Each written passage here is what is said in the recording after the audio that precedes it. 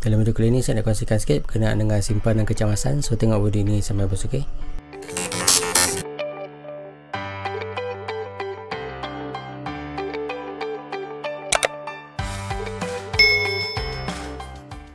Assalamualaikum warahmatullahi wabarakatuh dan salam sejahtera saudara Daikal. Selamat datang ke YouTube channel Daikal. Okay, hari ini saya nak kongsikan 5 step untuk kita buat simpanan kecemasan.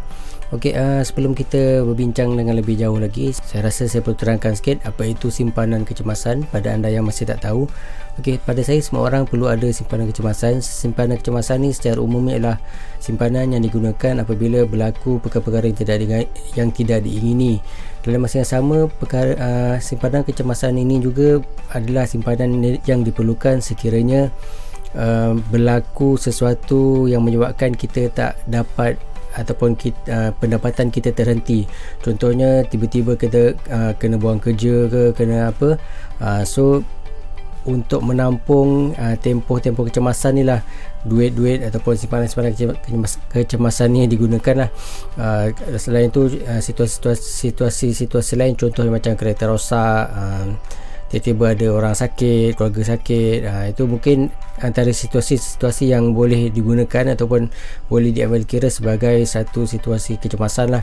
Okey, kita terus ke 5 step untuk kita buat simpanan kecemasan.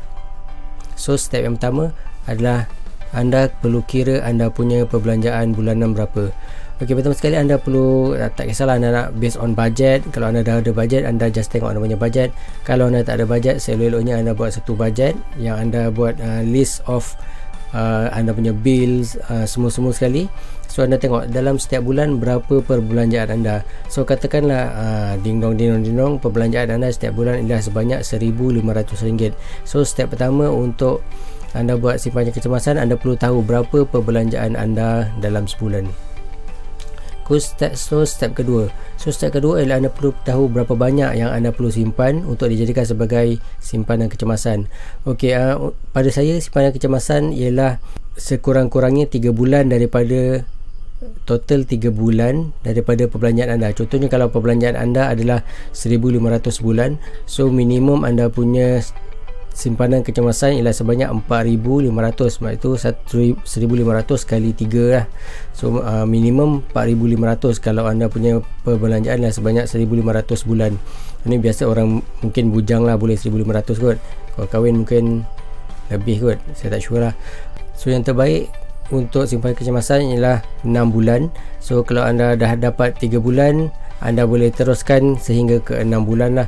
Dan maksimum pada saya untuk buat simpanan kecemasan ialah sebanyak 1 tahun punya perbelanjaan lah. So selepas daripada kalau katakanlah anda dah dapat 12 bulan punya perbelanjaan, anda dapat simpanan. So selain daripada tu anda boleh buat lain-lain lah, pelaburan ke, nak buat pelaburan emas ke apa, itu depends pada anda lah sama ada anda nak gunakan untuk apa. Tapi yang penting simpanan kecemasan tu anda dah sediakan. Tu yang kedua. So yang ketiga adalah saya cadangkan untuk anda simpan dalam tunai lah ataupun dalam keadaan cash, di mana kalau cash ni anda lebih senang untuk anda gunakan. Sebab bila kecemasan ni takkan anda nak kena jual barang dulu baru nak dapat kan. So mesti dalam bentuk cash. So cash ni lebih senang kalau anda nak guna terus lah. Sebab tu kita tak boleh simpan banyak-banyak sangat. Maksimum 6 hingga 12 bulan sahaja punya perbelanjaan lah untuk anda simpan sebagai simpanan kecemasan ni. Okey. So yang keempat adalah simpan anda punya simpanan kecemasan ni di tempat yang selamat dan juga tempat yang mudah dikeluarkan.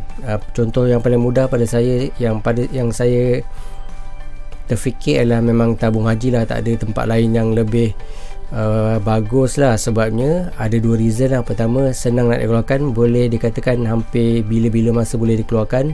Yang kedua, dia ada dividen lah, hampir setiap tahun ada dividen. So dalam masa yang sama anda boleh buat mini investment di dalam tabung haji lah. So duit anda boleh berkembang jugalah.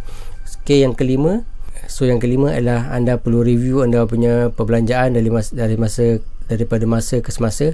Katakanlah anda punya perbelanjaan semakin lama semakin meningkat, so anda kira balik berapa keperluan anda untuk buat simpanan kecemasan. Contohlah pada permulaan anda kira anda punya perbelanjaan sebanyak 1,500, tapi setelah beberapa tahun anda kira semula perbelanjaan anda menjadi 2,500.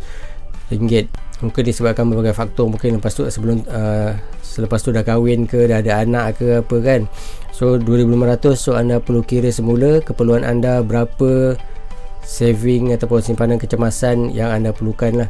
So daripada situ anda boleh simpan semula jika perlu. Kalau masih cukup untuk 6 bulan, so saya rasa anda boleh gunakan duit yang lain tu untuk simpanan lain ataupun untuk pelaburan lain lah.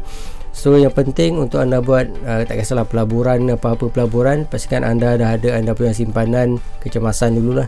So kalau anda tak ada anda punya simpanan kecemasan, kalau apa-apa berlaku, anda akan pening kepala lah, sangat-sangat pening kepala, dan mungkin mendatangkan banyak masalah lain lah kalau anda tak ada simpanan kecemasan lah.